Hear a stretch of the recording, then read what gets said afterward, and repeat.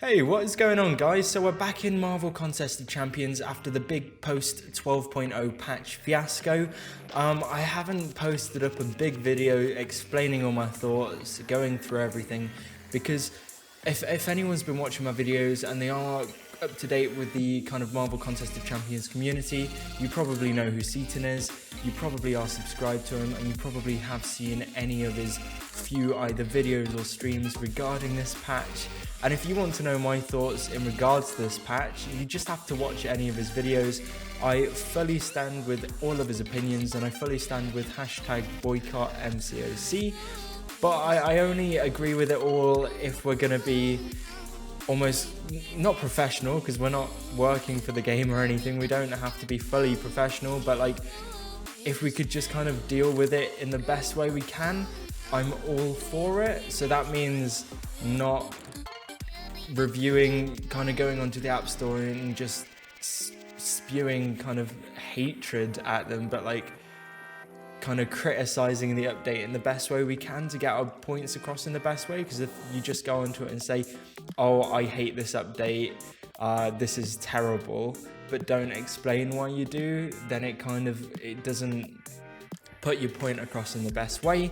So this is just going to be a quick video on basically just voicing a few opinions, not going heavily into the opinions, but also just to kind of update everyone. If you haven't seen, Kabam have given us a kind of response, a very short, minimal response, and it sounds promising, but when I show you and kind of go through it, you'll understand why I'm a little bit hesitant on it. So not to mention, so all of that, the toxic kind of part of what's happened here is kind of also pushed onto other members of the community. So if anyone knows who Contest Champion is, Brian Grant, if you watch his videos regularly, you might have seen in the comment section there's certain comments that are extremely toxic. So Brian Grant's opinions on this update is, if anyone's actually watched any of his videos, he definitely doesn't agree with it all. He definitely doesn't like all of the update,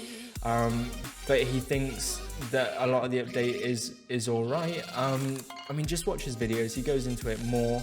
But yeah, in no way is he full on agreeing with Kabam. There's no way that he thinks that all of this has been done perfectly. He just thinks some things are just a little bit too far. But the comments in his comment section are ridiculous. He's one of the community. He's someone that does engage with the community on Reddit and on YouTube, and he provides a lot of amazing content for the community. And this one time that he has a slight difference of opinion, people in the comment section are so unbelievably toxic, kind of throwing insults at things that aren't even Marvel related. You know, how is he a sellout? He explained if he was a sellout, like, well, he's not a sellout because it doesn't benefit him having a difference of opinion. And if you think Kabam are paying him to disagree with some of the updates but agree with other bits, you're insane. So all I can say is if someone has a difference of opinion, respect their opinion. Even comment saying why you disagree, but calling out, you're full on swearing at him and saying why you disagree, and in kind of a toxic way, and throwing random insults that have nothing to do with anything at him is just, it makes no sense. So I mean, I imagine most people watching aren't those people, because he gets a lot of views and it's only the few toxic comments. But yeah, I think people just need to kind of just tone it down a little bit. Everyone agrees most people agree with Seaton in terms of this update, and most people are behind the boycott MCOC movement. But just wait and see what happens, and then we'll go from there. So that little rant is over. I just checked the time. I didn't go on too much, thankfully. So what we'll do now is I'll bring onto the screen the response that we've had from Kabam, which, like I said, shows kind of almost positivity, but you'll see what I mean in a second. So here it is. As you can see, I'll zoom it in a little bit. So it's the 12.0 further update. They've been busy fixing bugs. I'm guessing they mean the Ant-Man bug and the Gambit bug. They've been busy fixing those, because everything else that people thought were bugs to begin with definitely weren't bugs according to them. But they've looked at our feedback and they're reviewing the following key areas, and it says at the bottom that they're going to provide us with another update on Monday at 5 PM PST. So people's biggest gripes are nerfing champions a little bit too much, but they're only looking at one champion here. And obviously the biggest gripe is to do with the parry and block proficiency. So they've clearly acknowledged what we're doing. Obviously they've seen the profit charts, and they've seen all of the shit that we've thrown at them through social media. They're going to be looking at the severity of Doctor Strange's nerf. What that means, we don't know. It's not saying that he's going to be fixed. They're just going to possibly tune the severity of his nerf, which could mean anything. He might still be useless as of Monday, is very possible, but he might just be that little less useless. It's not, like I said, they've acknowledged it, but it's not looking too promising. And if they think that just tuning things ever so slightly is going to kind of make us all be happy with it, they've probably got like another thing coming, if I'm honest. So obviously another big deal as well is the difficulty of the end game content, Realm of Legends, Labyrinth of Legends, and the other harder content within the game. They're tuning that and they're taking a look at that, which is obviously amazing, because as of right now, if you are attempting Labyrinth of Legends, you're either going to be dropping literally hundreds to potentially thousands of dollars in the game, or you're just not doing it. Because if you've seen Seaton's last video, he took over 4,000 damage on a parry against the first boss in Labyrinth of Legends with a maxed out 5-star duped Star-Lord, which is, like, for lack of better words, like fucking insane. Like, it's just not possible to do. So they're going to look at tuning that, but it just depends how much they're going to tune it and whether it's going to be possible or not.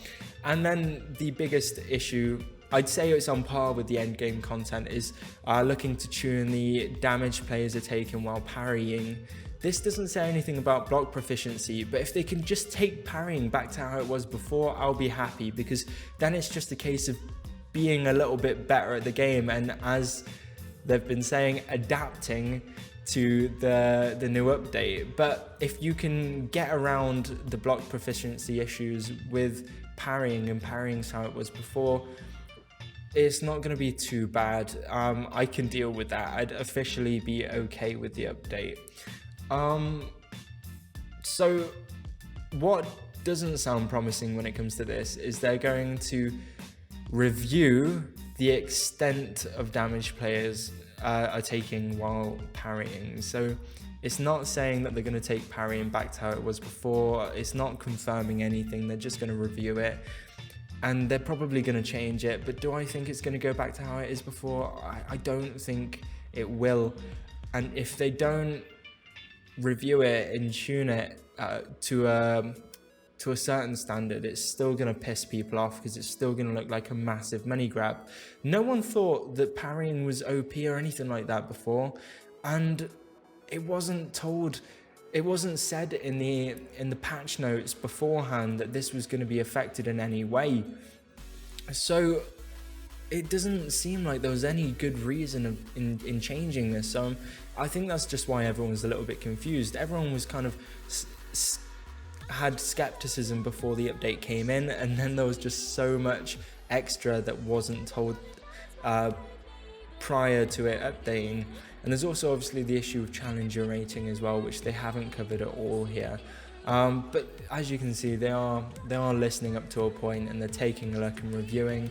And they said that they've got a bigger update, another update, whether it's bigger or not, we don't know, on Monday. So hopefully, if we can keep on smashing the 1-stars on the app stores, if we can keep on flooding the social medias, and giving solid information on our criticisms, then hopefully they'll take a look at more, and hopefully we'll get some results. Because I feel like just Doctor Strange's nerf shouldn't be looked at. They're also they do need to look at the other past God tier champions and see how they can arrange them as well. Because things were just hit a little bit too hard, like Scarlet Witch and stuff. She's just kind of useless now. So that pretty much wraps it up. I've just looked at the clock. I've been rambling on for 10 minutes, and that's way longer than I wanted this video to be. All I can say is take a look at this post yourself. Take a look at Seaton's videos. He really does put all the points across really well. Take a look at Brian Grant's videos. Listen to him. At least watch a full video before giving criticisms to his opinions, and then don't just blast hate at him. Criticize and have a constructive conversation. And that's pretty much it for this video. Thank you very much for watching. If you have made it this far, I do really appreciate it. Drop a rating down below, thumbs up, give me a comment on what you think, have a conversation with me as well, so we can kind of go back and forth in the comments below. And if you want to see more content like this, drop a subscription down below as well, and I'll see you in the next one. Thank you very much for watching.